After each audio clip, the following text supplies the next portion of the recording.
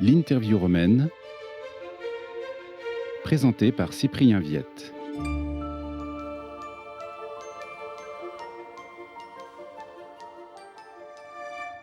Père Augustin Lafay, bonjour. Vous êtes dominicain français de la province de Toulouse, en mission ici à Rome depuis janvier 2020 comme archiviste de la Maison généralice des Dominicains. Est-ce que vous pouvez nous expliquer tout d'abord en quoi consiste votre travail ici auprès de votre ordre ? Je suis archiviste général de l'ordre des prêcheurs, c'est-à-dire responsable des archives historiques de l'ordre, d'un ordre qui a 8 siècles et qui s'étend sur tous les continents. Donc ce sont des archives complexes, partielles aussi, à cause des vicissitudes de l'histoire, mais qui témoignent de la richesse de l'activité dominicaine dans le temps. Donc il y a une valeur patrimoniale importante qui explique que de nombreux chercheurs en fait frappent à notre porte pour demander à les consulter. Alors justement, les gens qui consultent ces archives, ce sont surtout des dominicains eux-mêmes ou des doctorants laïcs. Quels sont un peu les profils des gens qui ont recours à ce matériel ? Alors la majorité des personnes qui consultent ces archives sont des chercheurs universitaires, des doctorants, alors, qui viennent d'un grand nombre de pays, alors, principalement du monde occidental, Europe, États-Unis, mais aussi d'Amérique latine, parfois d'Asie.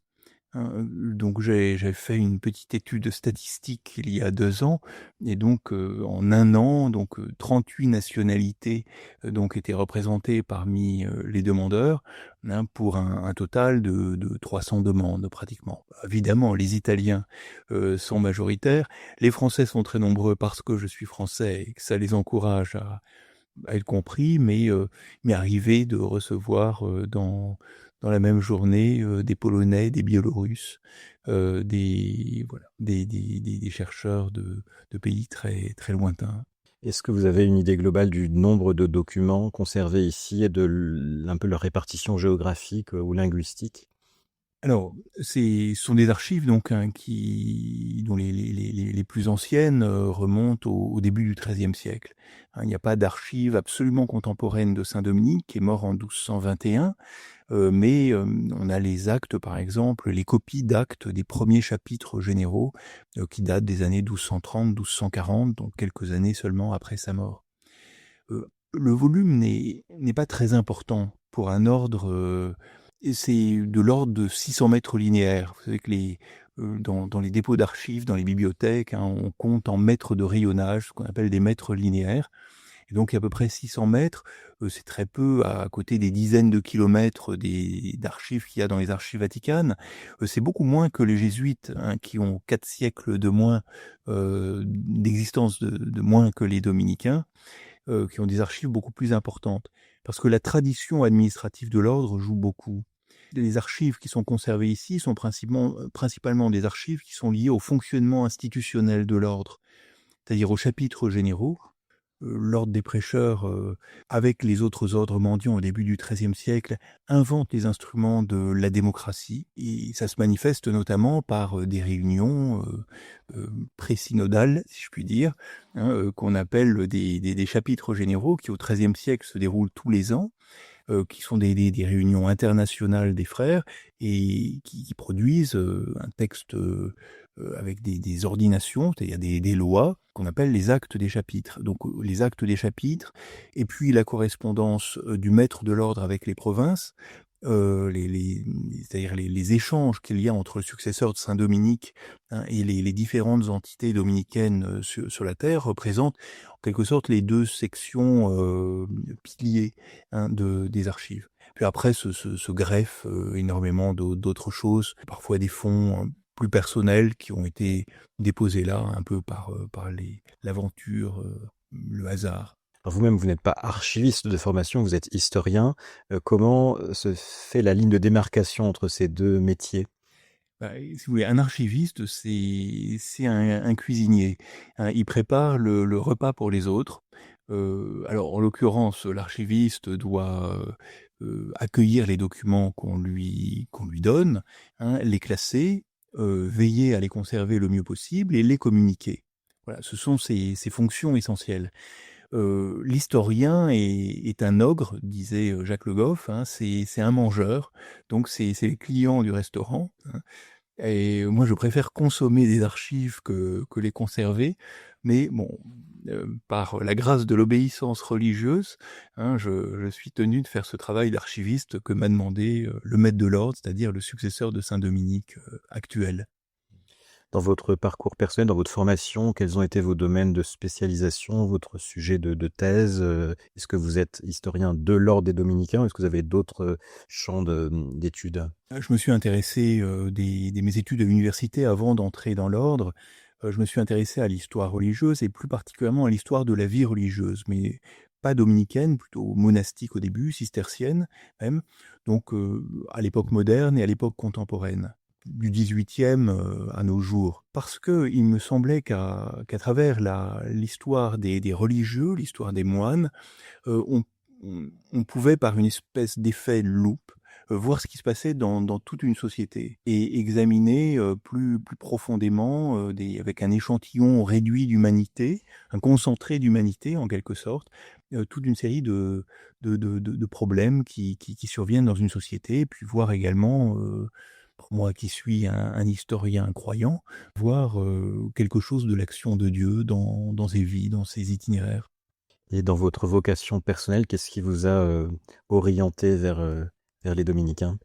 Alors, ce qui m'a orienté vers les dominicains, c'est sans doute la possibilité de prêcher, d'étudier, d'enseigner, le désir de la vie religieuse et notamment de la vie commune qui est à la base de la vie religieuse. Je l'ai eu très tôt. Les modalités dans lesquelles pouvait être vécue cette vie commune, cette vie avec des frères, vous voyez, ont mis du temps à se préciser. Mais c'est vraiment cette possibilité de prêcher, de prêcher ce que j'avais contemplé, qui m'a attiré, hein, dans l'ordre des prêcheurs, donc ce qui est le charisme propre, hein, des dominicains. Est-ce que votre service d'archiviste ici vous amène aussi à collaborer avec d'autres congrégations religieuses? Est-ce qu'il y a des échanges, des colloques universitaires ou des échanges de documents, par exemple, qui vous permettent d'entrer en relation avec d'autres traditions spirituelles? Oui, parce qu'un ordre religieux, vous savez, c'est pas, ce n'est pas une île, plutôt l'élément d'un archipel, hein. Si c'est une île, elle appartient à un archipel. Et donc, on voit bien qu'il y a des relations entre ordres religieux, alors des relations qui sont de l'ordre du fraternel ou du fratricide, hein, suivant les époques. On sait bien qu'au XIIIe siècle, les rapports avec les franciscains ont été très compliqués, hein, alors même que François et Dominique, qui sont exactement contemporains, hein, qui se sont sans doute rencontrés à Rome, au Latran en 1215, portent des intuitions voisines. Mais les ordres se sont combattus, disons, d'une certaine manière, et complétés aussi. Et il en est allé de même avec les jésuites, hein, quand ils sont nés, qui se trouvaient un peu sur les mêmes terrains de chasse que les dominicains, avec un apostolat d'ordre intellectuel qui les rendait assez concurrents d'une certaine manière des dominicains pour certaines questions.